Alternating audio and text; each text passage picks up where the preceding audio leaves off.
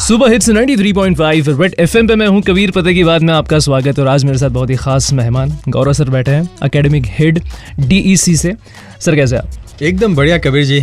और बड़े खिली स्माइल है सर की। और सर मैं आपसे जानना चाहूँगा जो IELTS का भी क्योंकि मेरा भी भाई है जो अभी कनाडा गया हुआ है। ओके। तो सर IELTS के बारे में थोड़ा बताइए कि मेजॉरिटी स्टूडेंट्स, और ऐसा भी होता है कि यार होगा कि नहीं होगा, मार्क्स को लेकर उनको टेंशन होती है, तो सर वो जो डर है उसके बारे में थोड़ा बताइए, कैसे डर क्यों है IELTS को लेकर? डर मेरे ख्याल से कबीर जी मुझे ऐसा लगता है कि कॉन्फिडेंस की कमी होना।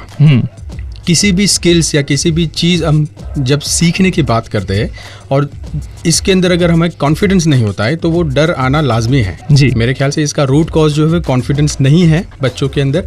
और गुजरात में मेरे ख्याल से मैंने देखा है कि फाउंडेशनल लेवल पे जब भाषा की बात आती है और वो भी जब अंग्रेज़ी की बात आती है तो मेरे ख्याल से लोग डगमगाते हैं। But that's fine, we can work out on this. अगर बच्चों को ये पता है कि कहाँ पे हमें मेहनत करनी है तो कॉन्फिडेंस बढ़ेगा, और अगर कॉन्फिडेंस बढ़ेगा तो वो डर धीरे धीरे निकल जाएगा। यस। और सर जो डर की बात हम लोग कर रहे हैं तो कुछ लोग होते हैं जो अप्लाई भी कर देते हैं, लेकिन फिर उनको ऐसा हालांकि उसे भी हम डर ही बोलेंगे, क्योंकि कुछ लोग होते हैं जो बीच में से छोड़ देते हैं, फिर कंटिन्यू नहीं कर पाते, डिप्रेस हो जाते हैं कि मेरा मार्क्स नहीं आ रहा है। इसलिए उनको क्या बोलना चाहेंगे? मेनली मैं यहाँ पे ये बताना चाहूँगा कि ये जो लोग होते हैं दिस आर इमोशनल ड्रिवन, है ना। ये मेनली इसलिए नहीं बाहर जाना चाहते कि उनका लाइफ या करियर बनाना है। मैं जहाँ तक मानता हूँ, जहाँ तक अधिकतम लोग जो मैंने देखे हैं वो ये है कि बस यहाँ से भागना है। बेसिकली ये एस्केप रूट बनाना चाहता है, और उस चक्कर में वो इतने इमोशनल ड्रिवन हो जाते हैं कि वो भूल जाते हैं कि इसकी सही प्रोसेस क्या है। और ये एक क्या है कि डिसीजन जो उनका होना चाहिए वो रहता नहीं है जी। कहीं ऐसा मान लो या चाचा या बुआ के लड़का वहाँ पे है, हर रोज़ फ़ोन करता है, और यहाँ पे जो हमारे स्टूडेंट्स हैं उनको रात में भी कनाडा दिखता है, UK दिखता है। तो क्या है, वो जो डेस्परेट है उस चक्कर में एग्ज़ाम दे देते हैं और फिर स्कोर नहीं आते हैं, और जब वो मल्टीपल चीज़ें हो जाती है तो ये एक सोशल प्रेशर बन जाता है, और ना सिर्फ बच्चों के लिए, पेरेंट्स के लिए भी। और ये जब प्रेशर हो जाता है ये बहुत चीज़ बिगाड़ देता है। बिल्कुल सर। गौरव सर से हम और भी बातें करेंगे IELTS को लेके। Till then keep listening to super hits 93.5 red FM. नाम है मेरा कबीर, बजाते रहो।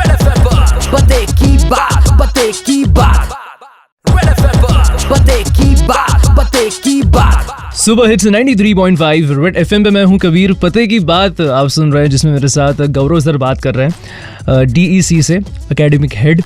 सर हमने बात की डर की, हमने बात की तैयारी की। मैं आपसे जानना चाहूँगा कि विदाउट IELTS क्या पॉसिबल है बाहर जाके काम करने या पढ़ाई करना? एक्चुअली बहुत ही इंटरेस्टिंग क्वेश्चन है। बहुत बार हमने देखा है ऐसे विज्ञापन में और लोकल न्यूज़पेपर्स में भी। बेसिकली मैं थोड़ा सा अगर इसको ट्विक करूँ तो आप मुझे ये पूछना चाहते हैं कि क्या अंग्रेज़ी का मूल्यांकन के बिना अंग्रेज़ी कंट्री में जा सकते हैं बच्चे? तो अगर मैं टेक्निकल रूप में बोलूँ तो हाँ, कई कुछ ऐसे प्रोग्राम्स हैं जहाँ पे एक छोटी सी विंडो ओपन है बच्चे के लिए। मगर प्रैग्मेटिक मतलब व्यवहारू रूप में अगर आप मुझे पूछेंगे तो मैं ये एडवाइस नहीं करूँगा। जैसे कि सेम ऐसे डॉक्टर को आप जैसे एडवाइस करेंगे तो वो उनको जो अच्छा लगे, मैं एडवाइस ये करूँगा कि विदाउट IELTS आप वहाँ पे जा रहे हैं तो बेसिकली इट्स ए सुसाइडल क्योंकि वहाँ पे जाकर भी आपको सर्वाइव तो करना है। तो एक माइंडसेट से हमें बाहर निकलना पड़ेगा कि यार विदाउट IELTS अगर आप माइग्रेट होते हैं तो बहुत बड़ी सक्सेस है, इससे बाहर निकल जाइए। एक्चुअल में परीक्षा तो आपकी वहाँ पे जाके आप जाएं तो सही, पहली बार बच्चे को बता दें कि एक बार जाए तो वहाँ पे आपका परीक्षा है वो होगा, और सबसे पहला आपका चैलेंज होगा वो लैंग्वेज के रूप में। तो बेसिकली चाहे विदाउट IELTS थोड़ी सी विंडो ओपन क्यों ना हो, मैं ये चाहता हूँ कि कहीं ना कहीं आप आपकी स्किल को सर्टिफाई कर दे। यहाँ पे जाए विदाउट IELTS जो प्रोग्राम्स अवेलेबल है, मगर वहाँ पे जाके भी जब आप एम्प्लॉयमेंट की बात करते हैं, व्हेन यू टेल के रेज्यूमे पे आपको अच्छा आता है बट कोई मानेगा नहीं। क्या ऐसा कोई सर्टिफिकेशन है जो आपकी स्किल को सर्टिफाई करे? तो चाहे आप विदाउट IELTS के प्रोग्राम में भी क्यों ना जाए, बट एक बार आपकी स्किल सर्टिफाई कर दे और आपके करियर को बूस्ट करे वहाँ पे जाके, जो एक बहुत ही हेल्पफुल आपके लिए रहता है बच्चों के लिए। जी sir, will be right back. नाम है Kabir, keep listening to super hits 93.5 red FM और आगे मैं गौरव सर से एक इम्पोर्टेंट बात भी करने वाला हूँ, सो स्टे ट्यून, बजाते रहो।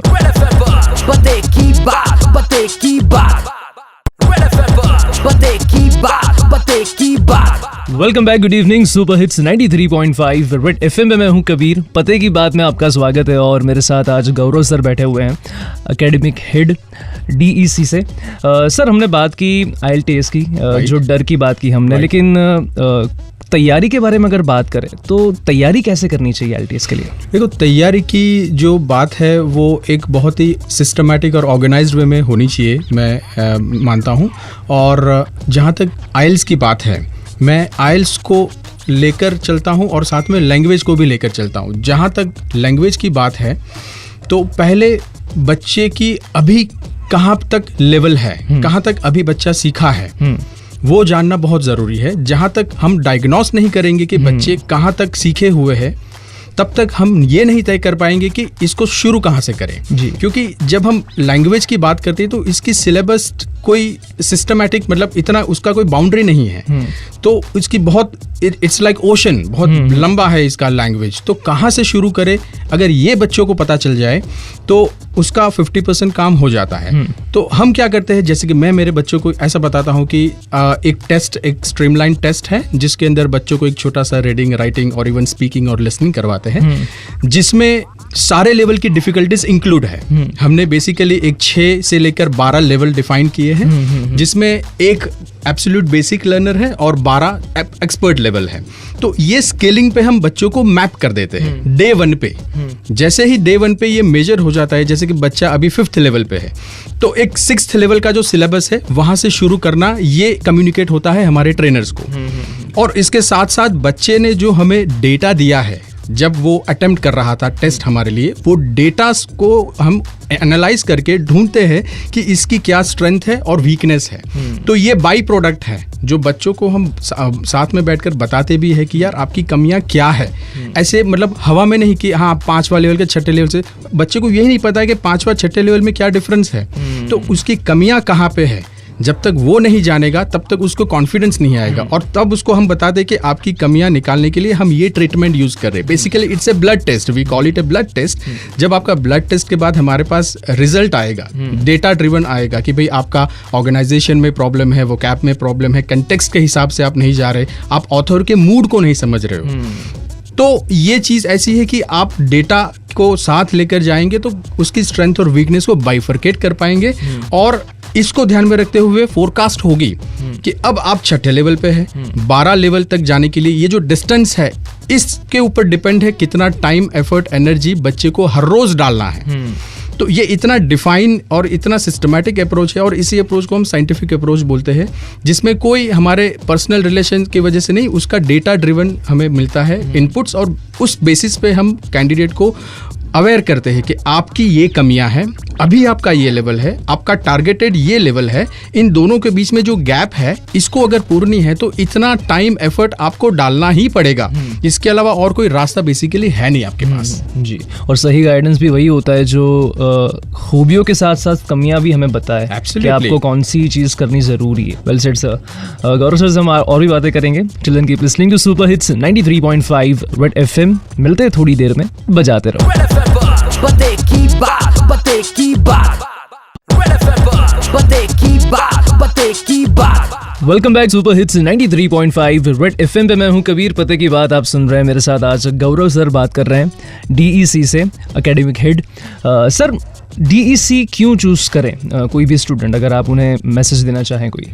मैं हर बच्चे के लिए ये बताना चाहूँगा कि हमारे यहाँ पे एक साइंटिफिक अप्रोच है जो कि एक बहुत अट्रैक्टिव टूल है, जो एक डायग्नोस्टिक एनालिसिस करके देता है बच्चों की स्किल के बारे में, स्पेशली भाषा के रूप में।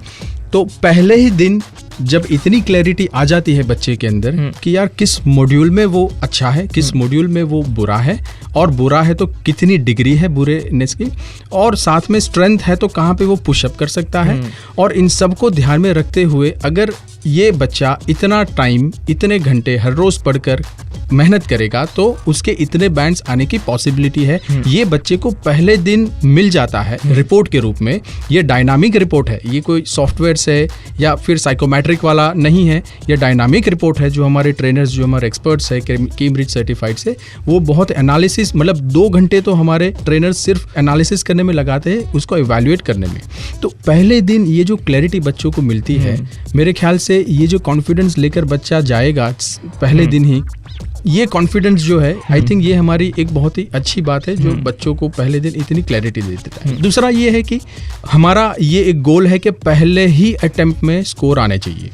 पहले ही अटेम्प्ट में स्कोर सिर्फ बोलने से तो नहीं आएगा। हमने एक बार एनालिसिस कर लिया, बच्चे ने हमारे साथ जुड़ना शुरू कर दिया, पढ़ाई शुरू कर दी, इसके साथ साथ ट्रैकिंग होना बहुत ज़रूरी है। कहाँ तक आए, जर्नी कहाँ तक आई, जब तक आपको ये नहीं पता है कि कितने किलोमीटर्स अभी बाकी है हमारे डेस्टिनेशन में, आप आपकी स्ट्रेटेजीज को री-स्ट्रेटेजाइज नहीं कर सकते। तो हमारा यहाँ पे एक पर्सनलाइज्ड टच होता है, हर बच्चे के लिए एक पर्सनलाइज्ड ट्रैकिंग रिपोर्ट है जहाँ पे इतनी डिटेल में उनके डेवलपमेंट की रिपोर्ट लिखी जाती है कि हर हफ्ता हम बच्चों से मिलकर बातचीत करते हैं, डिस्कशन करते हैं। तो ये रिपोर्ट 1 महीने के बाद अगर देखें तो क्लैरिटी होती है तो कहाँ तक आए, जो हमने पहले दिन रिपोर्ट में लिखे थे इतने दिन में हो जाएगा, तो क्या हम सही पाथ पे है या नहीं।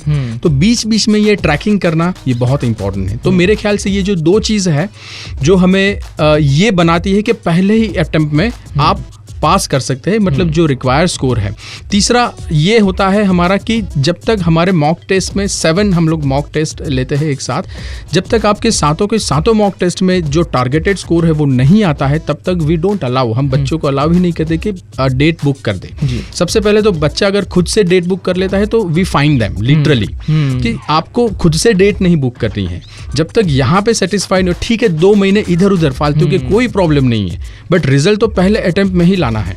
वो जो अभी अंधाधुंध है अपने ड्रीम के भी जाना ही है, तो थोड़ा सा यार 20-25 साल भारत में रहे हैं, 2 महीने 3 महीने और रह जाएंगे तो कुछ जाएगा नहीं। बेसिकली हमें उनको कन्विंस करवाना पड़ता है। कभी कभी बच्चे, ठीक है पेरेंट्स इतने बहुत ही उत्सुक होते हैं, कभी कभी पूरे गांव का हम काउंसलिंग करते हैं, एक ही बच्चा है, ये जब हम उनको कन्विंस कर लेते हैं तो हाँ दे एग्री अस, वो उनकी कॉन्फिडेंस हमारे ऊपर रखते हैं। और इसी प्रिंसिपल के ऊपर हम ये करवाते हैं कि पहले ही अटेम्प्ट में हमारे सारे बच्चे जो बैंड्स टारगेटेड है वो लेके आते हैं। आई थिंक ये 3 जो चीज़ मैंने बताई कि एक तो डायग्नोस्टिक टेस्ट जो पहले दिन होता है, दूसरा परफॉर्मेंस शीट जो ट्रैकिंग करवाता है, और तीसरा मॉक टेस्ट जो बेंचमार्क करवाता है कि अब पहले अटेम्प्ट में तो कंफर्म है। ये 3 चीज़ ऐसी है जो मेरे ख्याल से डीईसी को बहुत यूनिक बनाती है। जी, और सर काफ़ी चीज़ें आपने इस इंटरव्यू में ही क्लियर कर दी है, और क्लैरिटी की जहाँ तक बात है, अगर हमें पता होगा हमें क्या करना है तो आधी चीज़ें वहीं बहुत आसान हो जाती है हमारे लिए। एब्सोल्युटली जी, thank you so much sir हमारे साथ जुड़ने के लिए, और काफ़ी अच्छी इन्फॉर्मेशन आपने जो दी है वो हेल्पफुल रहेगी सुनने वालों को। Thank you so much, thank you very much. और मिलते हैं पते की बात में अगले मेहमान से, तब तक के लिए stay tuned, keep listening to super hits 93.5 red FM, बजाते रहो। Red FM पर पते की बात।